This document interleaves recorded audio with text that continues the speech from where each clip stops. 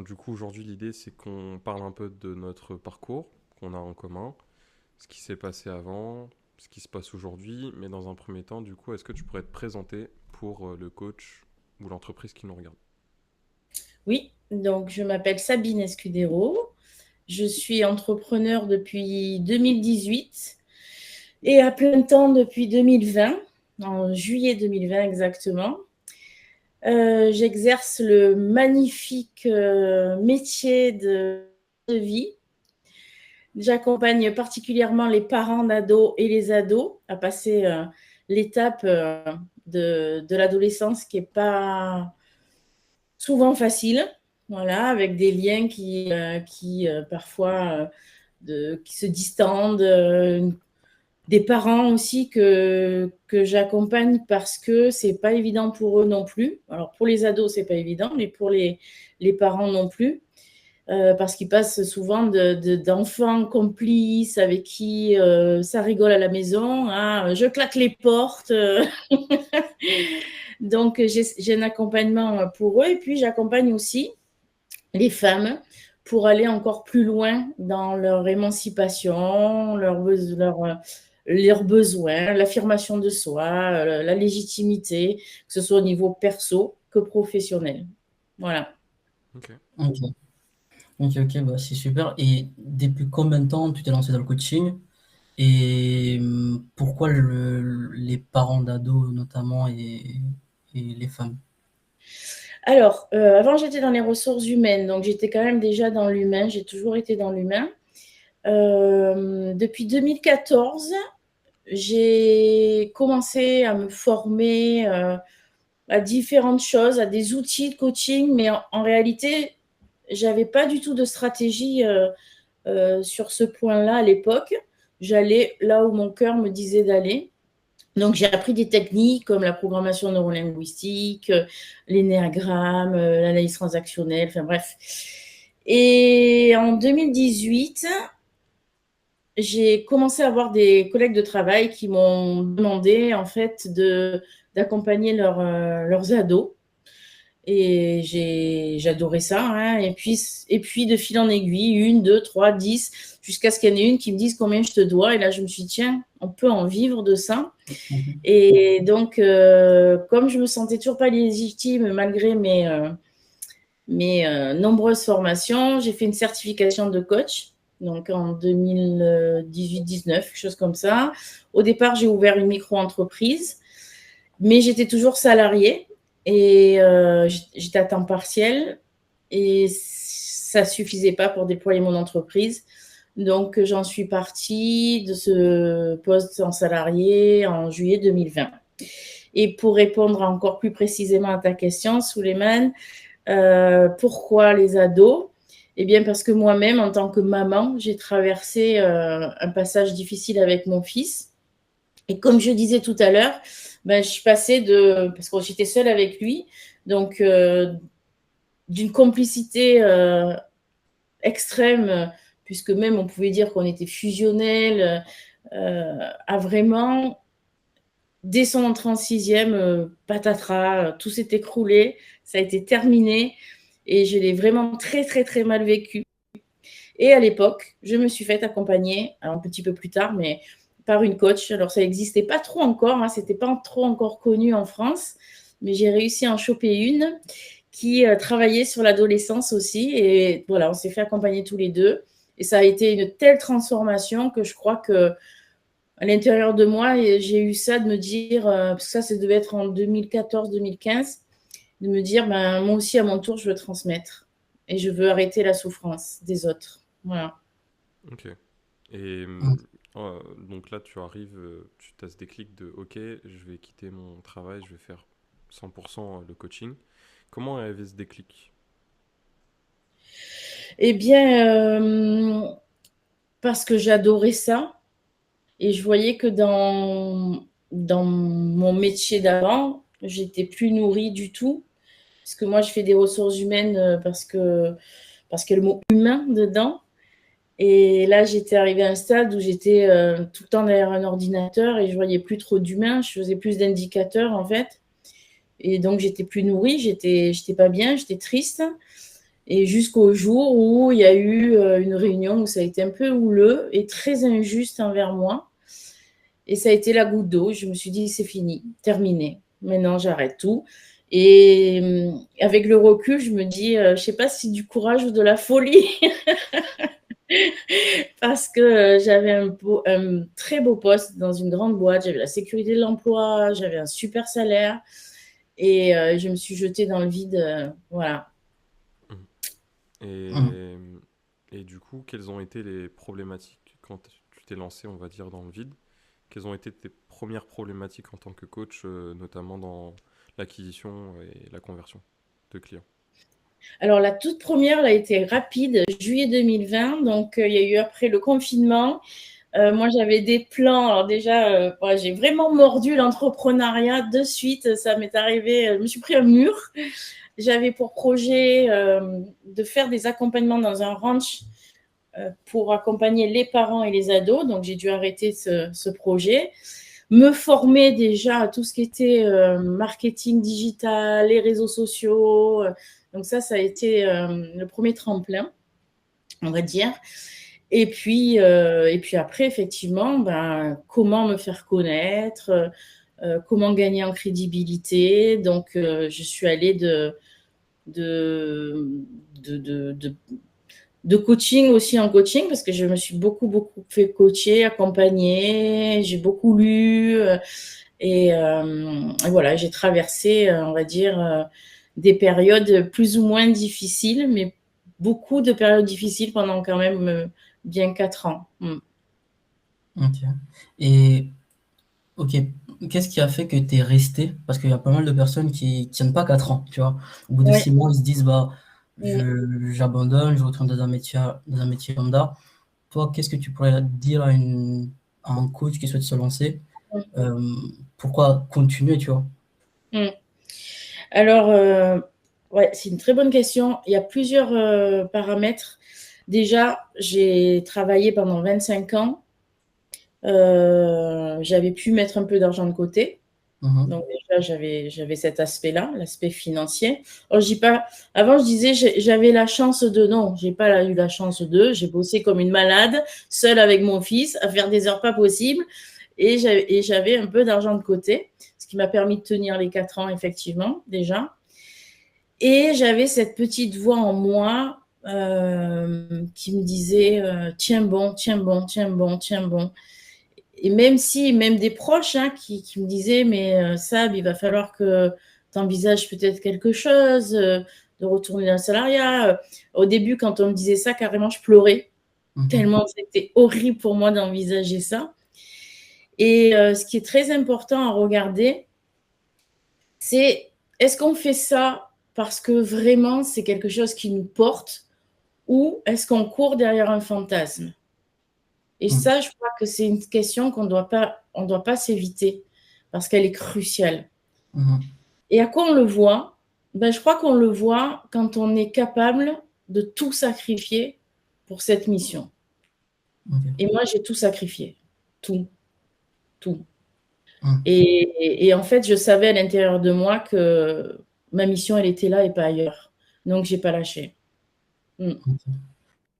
Et c'est vraiment très inspirant parce que je connais personne qui le fait aussi longtemps qui n'abandonne pas. Et du coup, nous, on a commencé vraiment à travailler ensemble l'année dernière à la même date, plus ou moins. Oui, ça fait Du un coup, an. ouais. Du coup, qu'est-ce qui a fait que entre le moment où tu nous rejoins et maintenant, enfin et avant, qu'est-ce qui s'est passé? Genre, qu'est-ce que tu avais pu tester comme système d'acquisition? Nous, qu'est-ce qu'on t'a apporté? Enfin, quel était ton état avant de nous intégrer bah, l'année dernière, tu vois? Est-ce que je pars par le début, la fin? Attends, je réfléchis. En fait, je vais partir par la fin. C'est-à-dire que c'était Mohamed que j'avais eu au téléphone pour la première fois, qui m'a contacté, qui m'a trouvé, je sais plus où, sur LinkedIn, je crois. Mm. Et quand Mohamed, je l'avais au téléphone, moi, j'étais vraiment dans un état d'esprit. Donc ça, c'était donc en décembre 2024. J'étais vraiment dans un état d'esprit. je me donne encore jusqu'en septembre 2025, parce que j'avais fait mes comptes. Et si en septembre 2025, mon entreprise n'a pas décollé comme je veux, à ce moment-là, j'envisagerai de repartir dans le salariat. Mais jusque-là, je me suis donné tous les moyens pour y arriver. C'est-à-dire que je n'ai pas hésité à me faire accompagner. Je crois qu'au niveau business, et qu'au niveau business, parce que j'ai aussi des coachs perso, mais pourquoi ? Parce que on a beau être coach, on a aussi nos blessures d'enfance, nos croyances limitantes, et je suis persuadée, et je le sais aujourd'hui, que pour être un bon coach, il faut absolument se débarrasser de ses propres blessures. C'est hyper important. Donc, j'avais des coachs perso, plus des formations techniques et plus des accompagnements business. Je crois que depuis 2020, je me rappelle, le premier, c'était en 2020. J'étais encore salariée, c'était début d'année 2020. Avant vous, je crois que j'ai eu 5 accompagnements business. Le premier, alors je ne vais pas rentrer dans les détails, mais le premier m'a énormément apporté parce que évidemment que moi j'étais loin de m'imaginer quand j'étais partie du salariat que j'allais être plus entrepreneur que coach. Et la réalité, ça aussi c'est important de le savoir pour les personnes qui n'ont jamais été entrepreneurs, c'est que la réalité, quand on décide par exemple de faire un métier comme le mien de coach, on est avant tout entrepreneur. Et entrepreneur, alors je pense qu'on a des qualités intrinsèques ou des exemples dans notre entourage pendant notre enfance, par exemple. Mais c'est aussi beaucoup d'apprentissage, beaucoup de compétences.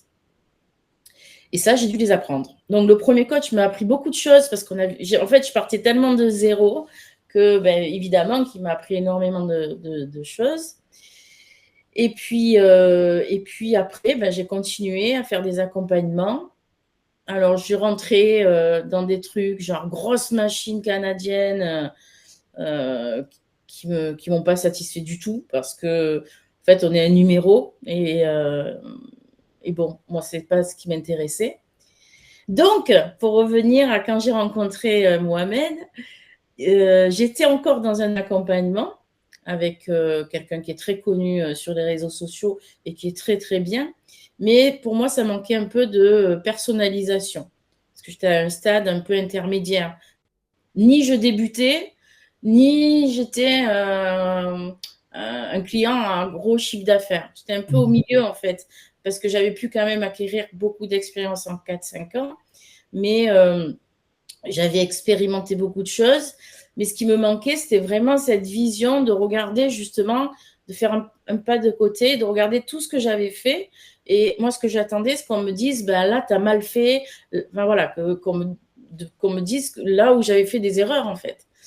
Et ça, jusqu'à présent, je ne l'ai pas trop eu. Et donc, quand j'ai eu Mohamed, j'étais encore dans un accompagnement et je m'étais dit, c'est le dernier. J'arrête, stop, terminé. Donc, il a été très, très fort parce que je crois que 2 jours après, je signais, non, c'est ça? Enfin, très, très fort dans le sens très convaincant. Et vous avez été très convaincant et je ne le regrette absolument pas. Bien au contraire, puisque ça fait 1 an qu'on est ensemble et que voilà, on est des partenaires et que on va le voir, j'imagine, vous allez me poser d'autres questions, mais il y a beaucoup de choses qui se sont transformées. Ok. Du coup, c'est top. Là, on t'arrive chez nous quelques jours après. Qu'est-ce que tu as senti les premières semaines, les premiers mois qu'on était ensemble? Tout de suite, j'ai vu la différence avec les accompagnements que j'avais pris parce que, pour plein de raisons. Déjà, votre grande, énorme disponibilité. Ça, c'est vraiment ce qui... Alors, pour le coup, j'ai de l'expérience, donc je peux comparer. C'est vraiment ce qui m'a le plus étonnée. Je me disais, non, mais c'est pas possible. Ils sont là tout le temps. Ils dorment jamais, ces gens. Alors moi déjà, je suis connue pour être un peu comme ça, parce que je disais, j'ai tout sacrifié et du coup, je travaille 7 jours sur 7 et ça me dérange pas de travailler. Parfois, ça peut être à 5 heures du matin, comme ça peut être aussi à minuit. Mais j'avais jamais eu en face ça. Moi, j'avais plutôt eu en face, attends, le week-end, tu me laisses tranquille. Bon, ok. Et vous, ben, vous avez été là vraiment dans mon quotidien. Ce qui a un impact, ça peut paraître, je sais pas comment dire, mais c'est pas un détail, quoi, parce que ça a plein d'impacts. Déjà, on avance, forcément. Plus on travaille, plus on avance.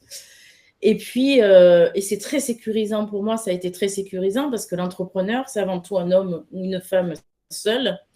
Et ça peut être très vertigineux, surtout quand on n'a pas les résultats qu'on veut et qu'on sait pas, on sait plus en fait par où aller, quel chemin prendre pour y arriver.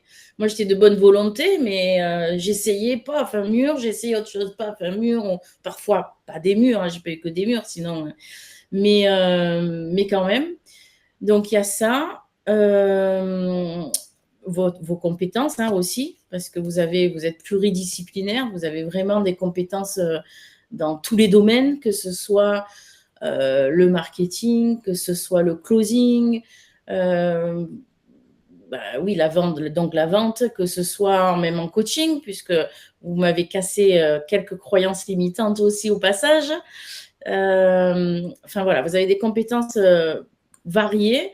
Et quand vous n'avez pas les compétences, vous avez l'humilité de le dire, de le reconnaître. Parce que ça aussi, les coachs qui savent tout et qui vous disent de la merde plutôt que vous dire qu'ils ne savent pas, ça aussi, c'est quelque chose qui m'horripile.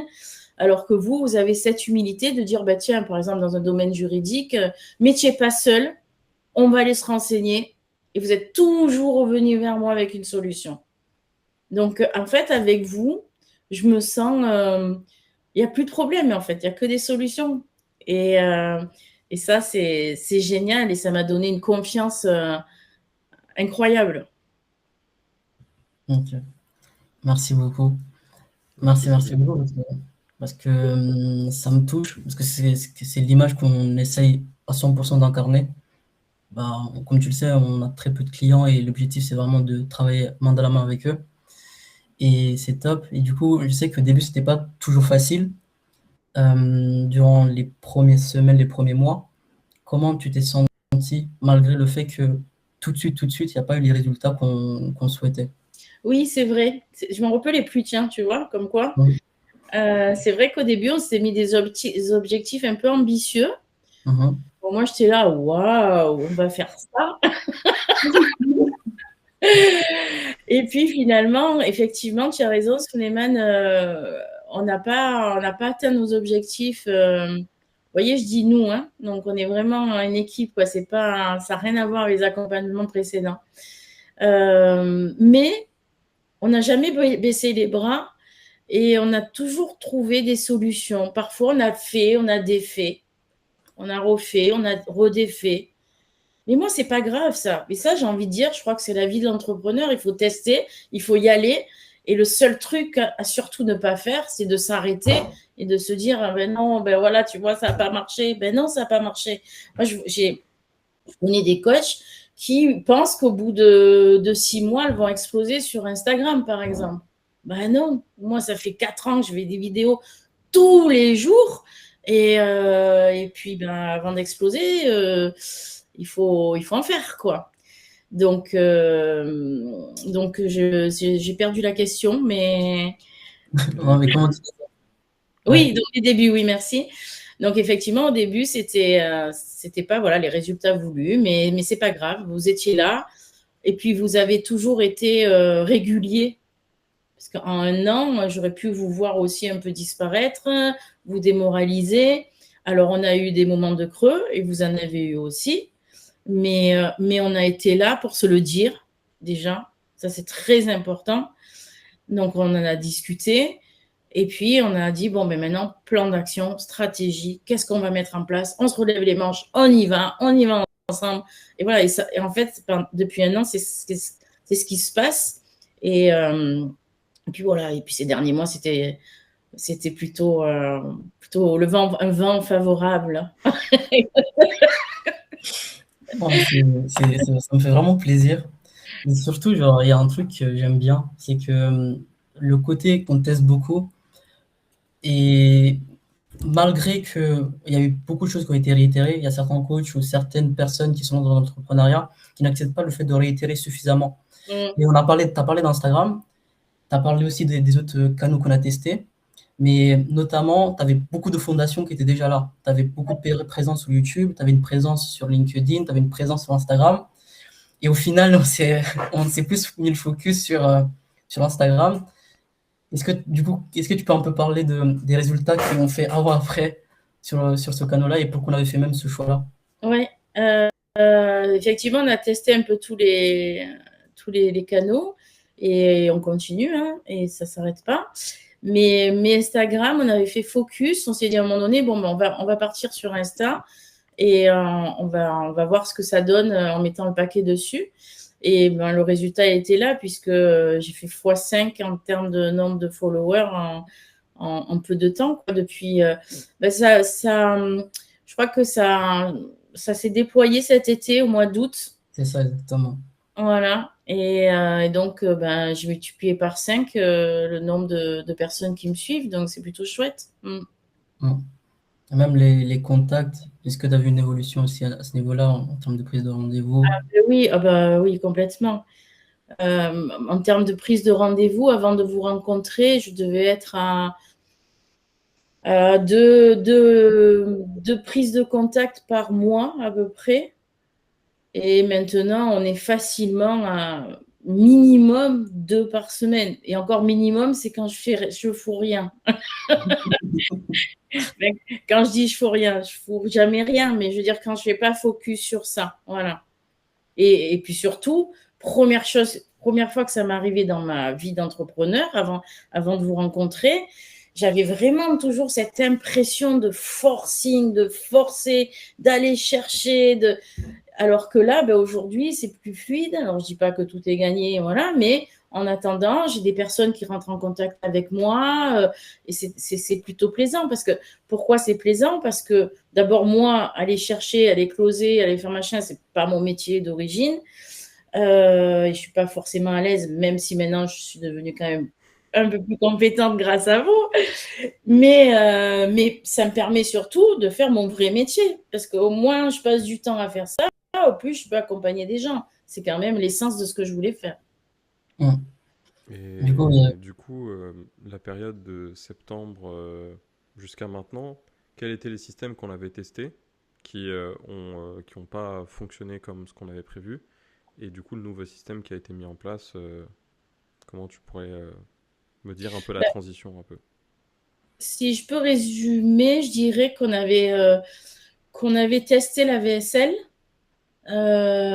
Et effectivement, bah, alors dire que ça, c'est pas que ça avait pas marché parce qu'on avait quand même eu des résultats avec les ads et tout ça. Mais vous n'étiez pas très content quand même des résultats, même si moi déjà je voyais une différence. Mais c'est vrai que c'était pas optimum. Donc on a modifié notre stratégie et on a mis en place un tunnel de vente pour faire des masterclass ou webinaires ou conférences, on appelle ça un peu comme on veut. Et puis également, j'ai ouvert un peu mes services parce qu'on s'est aperçu aussi cet été que j'avais fait beaucoup, beaucoup, beaucoup d'appels et il y avait quand même pas mal de personnes qui ne pouvaient pas rentrer dans un programme d'accompagnement, dans un coaching. Donc on a créé en septembre aussi un produit, enfin un service plus abordable pour plus de monde. Donc grâce à cette masterclass, ça me permet de faire connaître ce service-là et aujourd'hui de pouvoir justement du coup augmenter le nombre de ventes grâce à ce produit. mm. Ok. Et c'est quoi Et les résultats qu'on a eu? Même avant de parler de résultats, ce que j'ai beaucoup aimé, c'est que le côté réitération qu'on a fait, c'est ça a pris du temps de constater que dans ton marché, il y a des cibles qui n'ont pas forcément les moyens de prendre un programme high ticket. Je sais qu'il y a beaucoup de coachs, beaucoup d'entrepreneurs qui forcent sur le high ticket. Ouais. Et du coup, toi, tu as eu l'humilité d'accepter ça. OK, on a un marché, on a potentiellement plus d'argent à se faire sur des produits plus bas. Et comment, du coup, avec cette masterclass, quels sont les retours que tu avais, quelles sont les cassures de croyances que tu as eues? Et si tu veux parler des résultats aussi, Même par Mm. rapport au marketing agressif, parce que tu disais, ouais, mais là, ça fait trop. Là, c'est Ouais. là, c'est pas cohérent. Ma cible, je pense pas qu'elle est comme ça. Après, tu vois, tu avais des résistances par rapport au langage qu'on employait par rapport à la cible, parce que tu disais que c'était trop, trop. Ouais, Et c'est je sais pas, ouais, voilà. En plus de la question de Soleil, pour t'orienter un peu, vrai. comment, quelles étaient les Oui. croyances qui ont été cassées, et au final, quels ont été les résultats par rapport à ça? Alors effectivement, alors du coup, je vais commencer par ça et puis après, Soulé, comme ça, je répondrai sur les résultats par rapport à ce qu'on a mis en place. Effectivement, en termes de croyances, moi, j'en avais plein, alors que je vous assure que je me fais accompagner pour les casser. Mais notamment en termes de vente, euh, déjà, rien que le moment, je me souviens, pendant mes closings, les moments où il fallait que je donne un prix, mon énergie changeait, limite, je me souviens même, pour vous dire, c'est énorme, vous allez m'engueuler, mais c'est pas grave, c'est le passé. Mais je me souviens même que parfois, quand ils me demandaient pas le prix et que je raccrochais, j'étais contente, je n'avais pas dit le prix. Ah, j'étais une catastrophe. Ah ouais, je partais de très très très loin. Et vous m'avez fait vraiment switcher ça parce que vous m'avez fait comprendre que, et à juste titre, euh, en fait, moi j'avais cette image du commercial, vous savez, je ne vais pas donner d'exemple parce que je veux blesser personne, mais bon, petit SFR. costume. Ça, c'est un exemple très récent. Ouais. Je pensais plus aux voitures, tu Ah, vois. ouais, je vois. Voilà. Et j'avais cette image-là aux anciens, on va dire. Les nouveaux, ils sont plus trop comme ça. Mais les anciens commerciaux, là, où ils veulent vendre à tout prix, et qu'ils utilisent toutes les stratégies. Bon, et moi, ça, je voulais absolument pas. Je voulais pas être ça. Et vous m'avez vraiment fait switcher le fait de me dire, mais en fait, tu n'es pas en train de vendre. Tu es en train de vouloir aider une personne, vouloir aider une maman à s'en sortir. Une maman qui est pratiquement, vous avez vu mes closings, au moins une fois sur deux, elles pleurent pendant l'entretien alors qu'elles ne me connaissent absolument pas, mais tellement qu'elles sont dans une souffrance extrême. Et du coup, vous m'avez changé mon état d'esprit où maintenant, je me dis, mais je veux l'aider. Donc, c'est plus une question de prix, c'est je veux l'aider. Et ça a tout changé. Ça, ça a été la plus grosse croyance, effectivement, que vous m'avez enlevée. OK. Et en termes de résultats, Soulé, en fait, grâce à ça, par exemple, je sais que la première conférence que j'ai faite, on a vendu 11, ça s'appelle Mappy Online, donc mon offre dont je vous parlais tout à l'heure. La deuxième aussi, je crois, on en a vendu 11, il me semble aussi. Et donc, ça a été très rassurant pour moi de me dire, en fait, et ça aussi, vous me l'avez appris, même si je l'avais intellectualisé, mais je ne l'avais pas vécu dans mes émotions, dans mon corps. Et grâce à vous, je l'ai vécu. C'est de me dire, faut faire confiance au process. À partir du moment où on est rigoureux, où on met les choses en place, il n'y a pas de raison. Peut-être que ça n'a pas marché la première fois, peut-être que ça n'a peut-être encore pas marché la deuxième fois, mais si on fait confiance au process, à un moment donné, ça va marcher. Et c'est exactement ce qui s'est passé. Ok. Et tu vois, la plupart des coachs, ils ont toujours ce langage de moi, les clients vont venir à moi. Le fait de parler de mes certifications, de mes diplômes, le fait de parler de technique en leur donnant de la valeur, c'est ça qui va faire en sorte que ça va marcher. Mm. Quelle a été la croyance par rapport à ça que t'as pu débloquer par rapport à ça et qu'est-ce que tu dirais à ce coach qui débute et qui a beaucoup d'insouciance peut-être à à cette pratique que tu Ben fais oui, aujourd'hui? mais j'en connais, hein. Et c'est vrai que, ben non, il n'y a personne qui va venir vers toi, hein. Clairement. On est personne sur la toile, on est des milliers. Quand je dis des milliers, des millions. Donc, si tu n'as pas le courage de te lever chaque matin, d'écrire le script de deux vidéos, de tourner ta vidéo, de monter tes vidéos, de publier, de répondre aux commentaires, en plus de tout ce que tu as à faire à côté, eh ben, les gens vont pas venir à toi. Et en termes de technicité, c'est vrai que, alors, c'était peut-être pas une croyance, mais en tout cas, oui, c'était une croyance, oui, de me dire qu'il fallait que j'apporte de la valeur technique euh, pour, euh, pour être reconnu, pour être regardé. Et ça aussi, vous m'avez fait switcher parce que ben, en plus, ben, j'apportais beaucoup, beaucoup de valeur. Oui, j'en apporte encore, mais aujourd'hui, c'est différent parce que on l'aborde sur différents angles. Et parfois, des vidéos, avant, je faisais des vidéos de, par exemple, 2 minutes, 3 minutes. Aujourd'hui, avec des vidéos de 30 secondes, j'apporte autant de valeur à la personne parce que je vais peut-être plus la toucher dans ce qu'elle vit, dans son émotion, dans ses croyances, avec une phrase clé, une phrase choc qui va peut-être la faire réfléchir toute la journée. Ben, je vais plus la toucher que si je lui donnais comme avant 3 minutes de et alors voilà, donc la PNL, tu dois parler comme ça, la CNV, le machin. Les gens, ils sont là, CNV, PNL, mais qu'est-ce qu'elle raconte, quoi. Non, Mm. non, mais c'est exactement ça. Parce que tout le monde essaye d'apporter de la valeur technique en pensant que concrètement, c'est ça Mm. qui marche. Fondamentalement, c'est pas faux parce que ça permet de rassurer les personnes. Mais même outre que ça, j'aimerais te poser une question. Est-ce que tu as senti, toi de ton côté, que c'était un marketing qui te correspondait pas, ok? Et comment tu pourrais donner des conseils potentiellement à un coach qui dit, bah, je suis coach, je peux pas faire du marketing agressif, je peux pas faire du marketing tout court, parce que je veux rester authentique, tu vois. Est-ce que tu Ouais. es... Comment Ah tu... ouais. Parce que je veux pas vendre pour vendre. Moi, c'est ma mission de vie, c'est transformer les gens. Mm. Ben, c'est bien cette question parce qu'en fait, me concernant, l'authenticité, c'est une valeur cruciale dans ma vie, vraiment.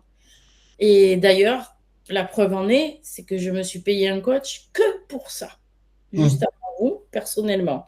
Parce que je voulais encore gagner en authenticité. Je me disais, quand je revisionnais mes vidéos, je disais, c'est pas la Sabine, quoi.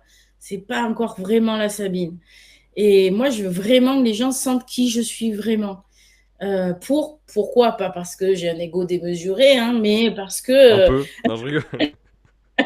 oui, bah oui, comme Je tout le rigole, monde, je hein. rigole, je rigole, je rigole. Oui, là, je vais me faire tuer. Non, mais c'est parce que c'est comme ça qu'on touche aussi. Hmm. C'est en donnant de qui on est vraiment, en montrant aussi ses faiblesses, ses fêlures, etc. Et j'ai encore oublié la question. Bah, comment tu perçois le marketing maintenant, Ah Hmm. oui, voilà. tout Avant, c'était Oui, simplement? agressif. exactement. Et donc, c'est Hmm. vrai que quand je voyais ça, mais il y en a qui le sont agressifs, hein, et en tout cas, moi, que je perçois toujours comme agressif. Mais sinon, effectivement, quand tu es dans l'authenticité, mais en réalité, tu n'es pas agressif. Et à la limite, de toute façon, on ne peut pas plaire à tout le monde. Mm. Et puis s'il y a des personnes qui me trouvent agressive, ben, c'est qu'elles ne sont pas faites pour moi. Mais moi, dans ma perception, je ne le vois plus du tout comme quelque chose d'agressif. Au contraire, je le vois comme quelque chose d'aidant, au contraire. Mm. Mm. Ok, c'est top. Et du coup, aujourd'hui, comment tu vois le partenariat que tu as eu avec Symbiose? Comment tu décrirais Symbiose ou moi, Mohamed, tout simplement, à quelqu'un qui sait pas qu'est-ce qu'on fait globalement, Hmm. comment on est. Alors, en fait, vous faites tout et moi, je ne fais plus rien.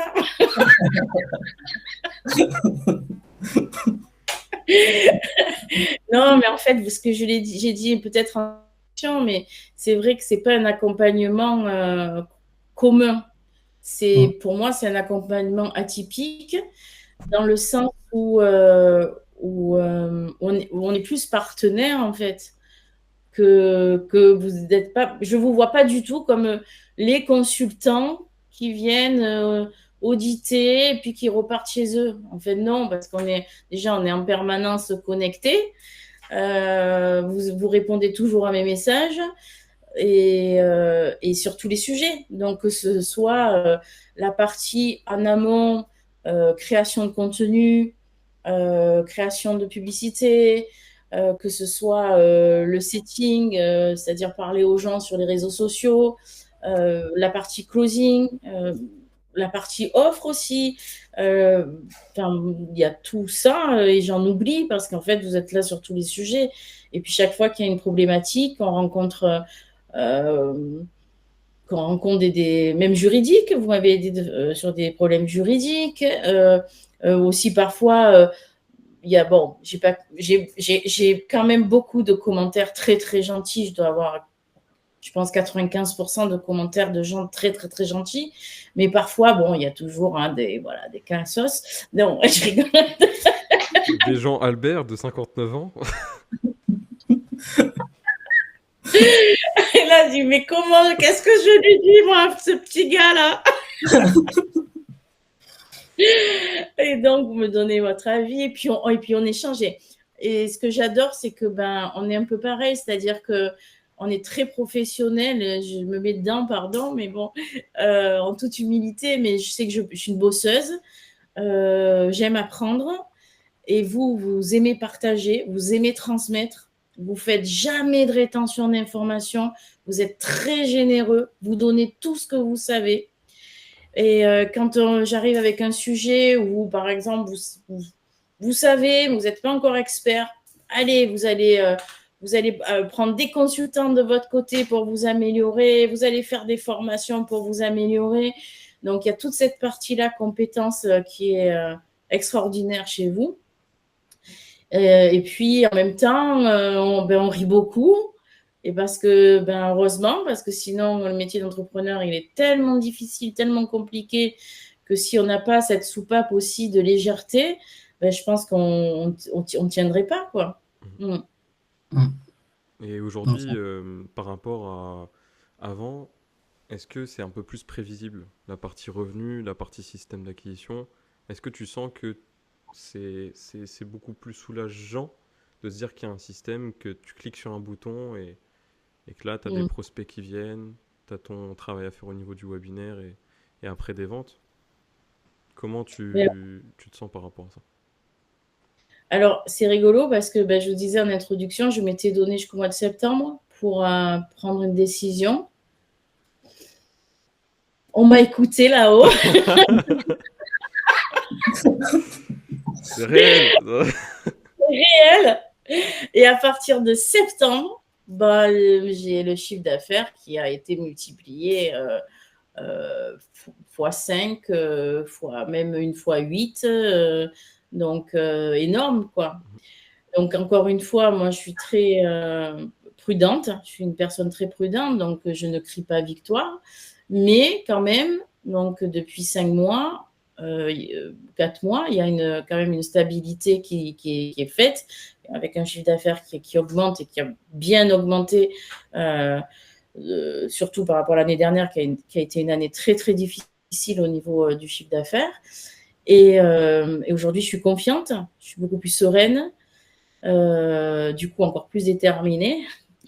Et comme je disais aussi, je fais confiance au process qui fonctionne. Mm. Et je Mm. sais que si ça fonctionne plus un jour, vous serez toujours là pour me trouver une autre solution. Donc, tout va bien. Let's go. Ça me fait plaisir. Ok. Du coup, qu'est-ce que tu dirais à quelqu'un qui hésiterait à nous rejoindre, à travailler avec cette manière de faire, qui est, comme tu l'as dit, assez atypique?